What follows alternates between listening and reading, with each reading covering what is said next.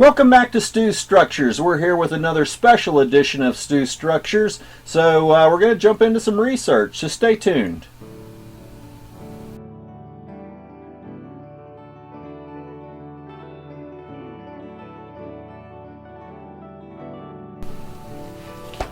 Hello and welcome back to Stu Structures. I am Mark Stewart, your favorite ferroequestrianologist. And I'm going to throw this out there because a lot of people ask me questions about this. Everything I do and everything concerning model railroading, unless you're freelancing everything you're doing, if you're operating your railroad based on a real railroad, specific time and place, specific equipment or anything like that, it takes a lot of research to find all the information if you're wanting to do it prototypically. Now you can just go out to a store and buy a whole bunch of stuff labeled for the railroad that you're planning on running, or repaint your equipment to a fictitious railroad or something like that. But you know, there's a whole lot involved if you're wanting to do something specific. I am wanting to model from say Grafton, West Virginia on the B&O Railroad to where it meets the Western Maryland Railroad on the Belington branch of the Monongah Division, or the division of the B&O Railroad. Blah blah blah blah. Yeah, anyway, tongue tied.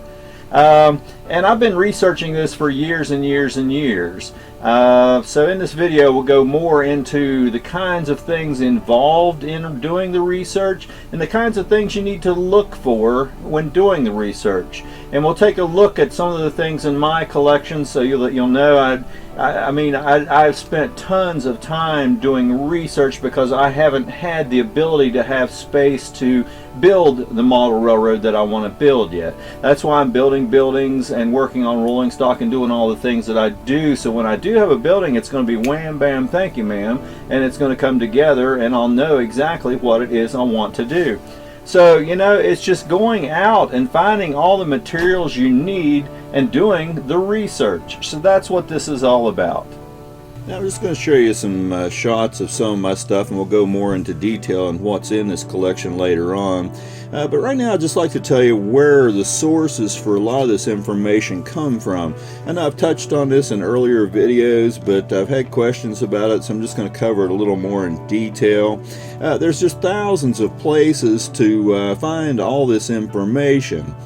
And you just need to keep your eyes and ears open because things pop up out of nowhere that you don't expect.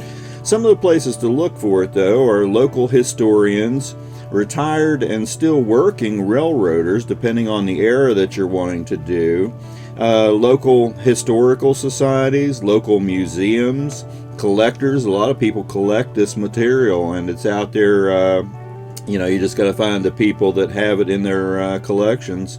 And libraries as well. A lot of libraries collect history and stuff and have sections of their library dedicated to this type of material. You can find people or historical stuff at train shows. I did a lot of research at West Virginia University and spent tons of times there going through old newspapers or, you know, track maps, just tons of stuff. But colleges and universities are a very good source. Another source that I found really invaluable, and I use it, and I go to this 2 or 3 different sites every day, is online. There are discussion groups, and a lot of them are dedicated to specific railroads. There's a lot of different B&O railroad sites on online, and I do partake in those and you know, look at what they have to offer as far as material all the time. And then there's railroad historical societies. I can't stress enough how much the B&O Railroad Historical Society has helped me in my endeavors to collect all the information I really need. And the one thing when you're doing all this is to remember to back all this up in several ways so that you don't lose this information. This is a digital age, so just back everything up on external hard drives, CDs, DVDs, anything you can. Okay, so we're just going to backtrack a little bit here, and I'm going to go through what I have in the place where I'm living right at the moment. Some of that stuff that you saw that was really dark cast shadowed is being stored in a house that I own that has no power on right at the moment.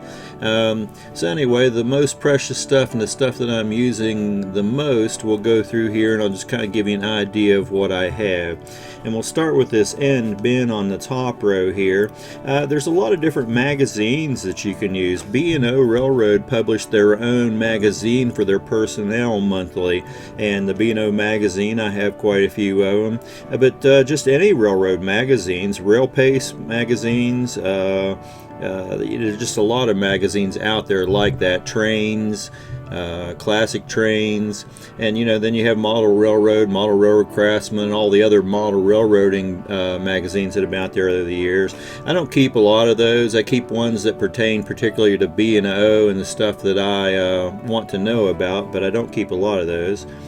B&O reprints from the Historical Society with division maps, division timetables and maps for the division.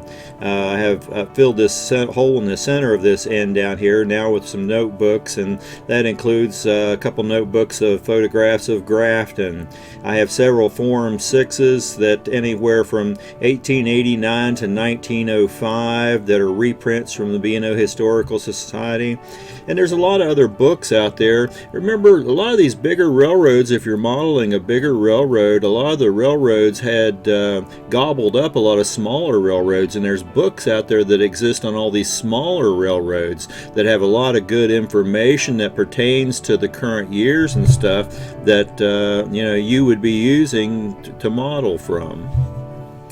And as we turn the corner here, you can see I have one just big book, a box of books, B&O history. This is just all stuff that was commercially available over the years. Books of trackside pictures, passenger service, diesels, some stuff into the chassis area which still contain B&O, different B&O modeler type books and that type of thing. Then I have a small bin sitting here beside of it that just has a lot of sleeves of negatives of 35mm film. Some of these I had taken over the years a long time ago, and then some of these I had bought on eBay. So keep an eye out on eBay. You can find tons of good reference material on eBay. Then the next box has a lot of different magazines, once again, trains, classic trains, some B&O news, some inserts and different types of handouts from the Historical Society. There's a couple notebooks here of slides that I have bought over the years, and there's slide collections in a couple of these. And then there's original B&O documents in a couple of books here as well. The B&O Modeler magazine, which is a current available magazine if you're a member of the B&O Historical Society, and a lot of the historical societies have those out there now. And then I have a few notebooks here that have collection lists, things that I add to my collection over time. I like to keep track of where they came from and what collection they came from. There's another box here that just has notebooks of caboose clearance diagrams, steam locomotive clearance diagrams, crane clearance diagrams. Then I have different various equipment diagram books, anywhere from 1901 to 1911. I have some ledgers and information on passenger cars and copies of different clearance drawings. Various locos, equipment, and the rules for painting and lettering. A lot of the paint diagrams and stuff and the way they painted or colors that they painted on certain equipment over the years does change. So if you're modeling a certain era, you need to know what years you're modeling, so you know what paint scheme applies to those years. There's books here on the 1940 National Limited, the 1941 Columbian, the 1938 Royal Blue, and a bunch of the passenger equipment. And then the final bins down here at the end, there's a lot more B&O Railroader. There's all kinds of reprints, more diagrams, freight books. There's a lot more Form 6s. I have Form 6s from just tons and tons and tons of years. I have employee timetables because they give you more information than the various timetables that you can buy or are available to the citizens out there that use the railroad. Equipment circulars. Convention handouts. The B&O Historical Society has a big convention every year, and the handouts they give during those conventions just have tons of equipment and various information in them. Rolling stock books. A lot of maintenance of way stuff. I'm really interested in a lot of the maintenance of way equipment, and I have several different references for all those that came from the B&O Historical Society. B&O diesel rosters. A lot of the rosters will let you know what years they got the locomotive, how many years they were in service, and when they were gotten rid of by the railroad. So that kind of stuff is nice to know. Freight cars, list of passenger cars with the AC. Some cars, if you're modeling things prototypically, what equipment is showing on the outside and the underneath of the car, because it does vary the looks of the cars if you're wanting to be prototypical. Passenger train schedules, sleeping car rosters. I mean, there's just, tons of stuff in all of these notebooks that really does apply to everything I'm going to do when I model the area I want to model. This next row down here of books and various things, there's just a lot of different stuff. I need to organize my collection a little better. Some of it's duplications of things that are similar to things that are in the upper row we talked about. But there's one book here just of West Virginia transportation files. When the B&O wanted to start or stop running passenger trains in certain areas, the federal government wouldn't allow it because there was no other means of transportation for the people in those areas. So the B&O Railroad started up a bus service which was called West Virginia Transportation, and it covered a lot of the state of West Virginia. And then they were able to discontinue their passenger trains, and there was a station in Grafton for those buses. So I'm kind of including some of that in my modeling. There's various B&O modeler books. I've got notebooks here that are approvals from the board of directors for expenditures, for improvements and various things that happened in the division. And it gives me a timeline for when some things were there and some things were not there, or some things were improved that I may want to model. I have other notebooks here of more of B&O passenger equipment, more listings and diagrams. At one point there was 28 passenger trains going through Grafton. A lot of them switched cars between different trains and stuff like that, and the equipment was varied really up to a great extent. So I want to know more about some of that as I model a lot of that. There's official railway equipment listings, schedule copies, more listings of different sidings and stuff by locations. There's various circulars. Whenever the railroad changed rules concerning anything, they put out a circular, and that went out system-wide. And the people in the various divisions had to read and sign off on this circular, stating that they knew that this was now the rule. And anyway, so I have a whole bunch of the circulars because things changed in the subdivision. If I'm wanting to model it, I need to know how they did things. There are books here with pictures from various places that I'm going to include. There's more B&O magazines and notebooks here. I have one notebook that's just especially has information from presidential train movements, because back in the day that I'm modeling, presidents traveled by trains, and there were special cars that were made for handling the president and his entourage. So if I'm wanting to model special movements in a presidential train movement, then I need to be able to do it properly. So I've got the information I need in this notebook to allow me to do that. Sidings and stuff's changed over time, so I have a notebook here that lists all the stations and sidings and that type of thing. Different bridge files, because the bridges were changed or upgraded over time. I have several notebooks here of Sentinels, which is the magazine that the Historical Society puts out that covers various subjects all the time, and there's a lot of good information in that, especially for modeling. There's several notebooks here of photographs of just locomotives and other things like that. Some old catalogs for just being able to figure out where parts came from for certain things, to figure out if they still exist today for things I'm modeling. I have one notebook here that just has the National Model Railroad Association specs, because some things I do follow that they have out there because I think they're really good, especially if you're taking your model trains from your railroad to other railroads or that type of thing and running them on other people's layouts. If you follow all these specs, you'll have less problems taking them from model railroad to making them work. Evaluation files, once again, things changed over time, and a lot of evaluation files tell you when those changes happened on the area that you model. Have a lot of different notebooks of schedules and makeups of special passenger trains. That way I know what cars were on what trains and when they were switched out.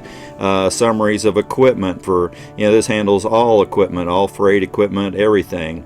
And I've got those from the turn of the century up until, probably early 50s. A lot of different ones over the years because, some cars were phased out over time. I need to know, well, if I'm modeling a certain year, did the freight car that I have here actually exist during that period of time? More pictures of cabooses, switchers, that type of thing, freight cars.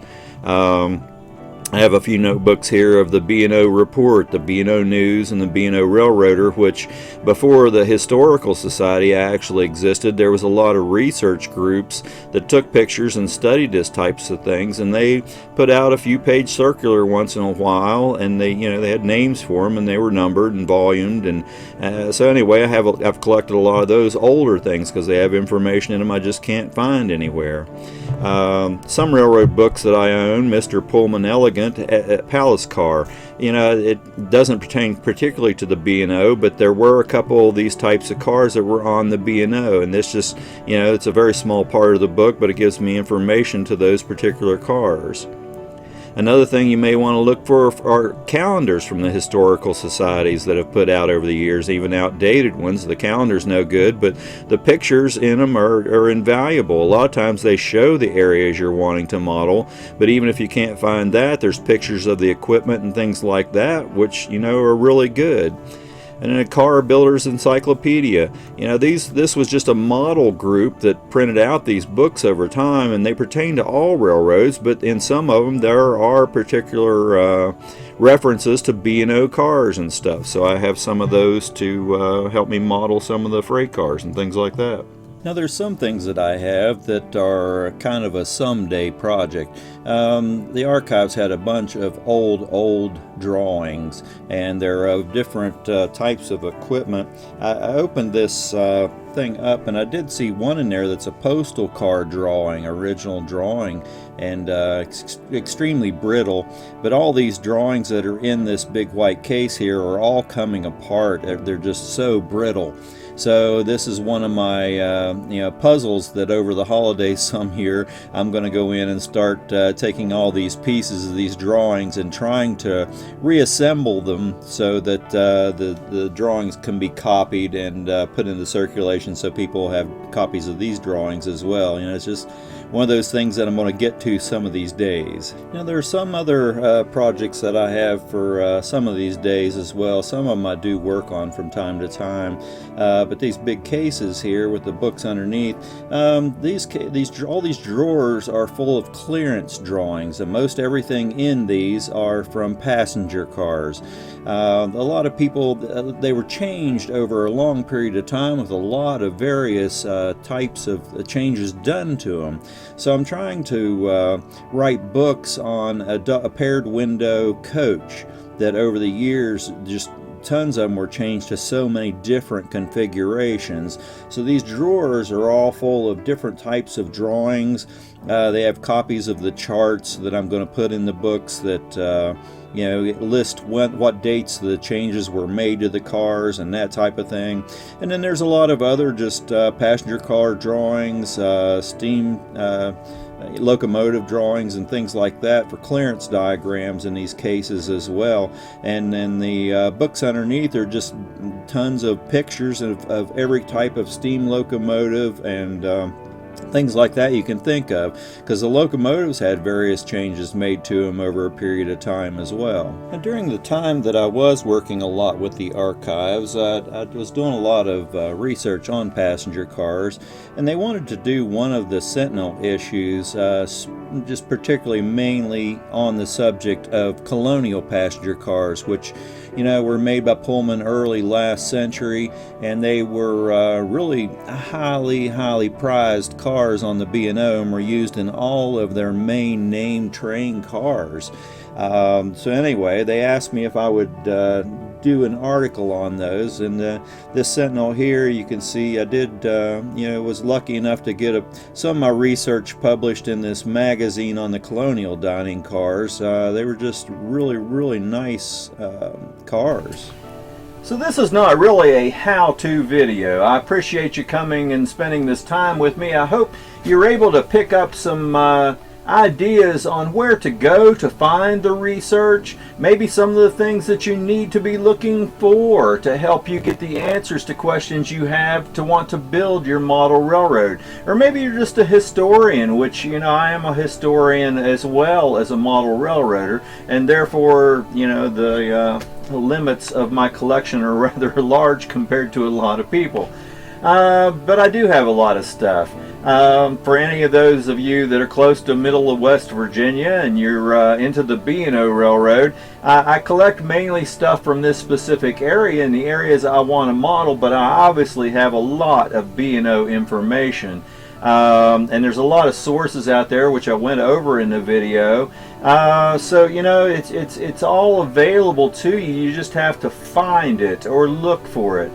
Sometimes things come from the least likely places that you would ever expect in your life. So just always keep your ears and eyes tuned to everything for sources of this information. And anyway, thank you for coming back and watching my video with me. I do appreciate it. I hope you learned something from this. If nothing else, this is all B&O related, but a lot of railroads did similar stuff. Some of the classifications were different on individual railroads, paint schemes were different, all that type of thing. But basically they all did have their own way of doing things, and the B&O's example that I'm going through just kind of gives you an idea of the different things that that are involved in doing that. So in any case, thanks once again for coming back and sharing this time with me. I do appreciate it. Subscribe to my channel and hit the little bell down next to the subscribe button, and you'll be notified when new videos come out on my channel. Also, like and share. A lot of people want to know some of this information and don't know where to go to find out how to do these types of things. So share it with other people in the hobby, and then they'll share back with you. That's what it's all about, is helping each other in the hobby. So it's all coming up on winter time here, and I'm starting to get a little more time. I'm still a little pressed for time in my personal life, but starting to slow down, and I'm looking at winter coming on and spending some more time with my trains, and I'm gathering all the materials around me to do more work through the winter on my model railroad. And that's what I'm thinking a lot of you are probably doing as well. So anyway, jump out there, scratch build some buildings, do some of the research that you need to find the things you need, and happy model railroading.